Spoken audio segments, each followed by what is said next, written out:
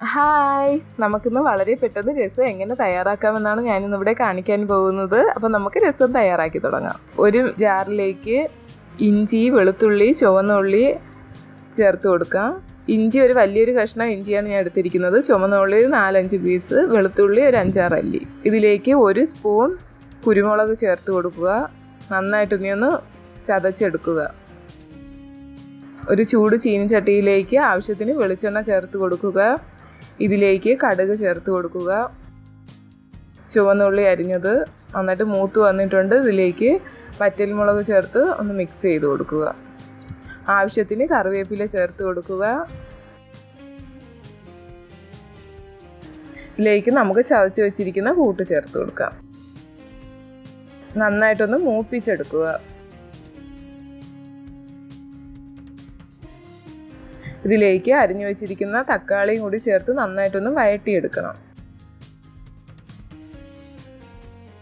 തക്കാളിയൊക്കെ നല്ല പേസ്റ്റായിട്ട് വന്നിട്ടുണ്ട്. ഇതിലേക്ക് നമുക്ക് 1/4 ടീസ്പൂൺ മഞ്ഞൾപ്പൊടി, 1/2 ടീസ്പൂൺ മല്ലിപ്പൊടി, 1/4 ടീസ്പൂൺ മുളക് പൊടി, 1/4 ടീസ്പൂൺ ജീരകം, ആവശ്യത്തിന് കായം. ഞാൻ ഇവിടെ 1/2 സ്പൂൺ കായം ചേർക്കുന്നുണ്ട്. നന്നായിട്ടൊന്ന് മിക്സ് ചെയ്ത് കൊടുക്കുക. ഇതിലേക്ക് ഒരു നെല്ലിക്ക വലുപ്പത്തിൽ എടുത്ത് വെച്ചിരിക്കുന്ന വാളൻപുളിയാണ്. ഇതിൻ്റെ നീര് ചേർത്ത് കൊടുക്കുക.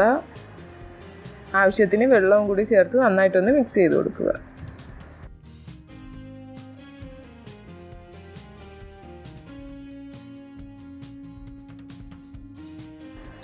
നന്നായിട്ട് തിളച്ച് വരുന്നുണ്ട്. ഇതിലേക്ക് ഉപ്പ് ചേർത്ത് കൊടുക്കുക. ആവശ്യത്തിന് ഉപ്പ് ചേർത്ത് കൊടുക്കുക.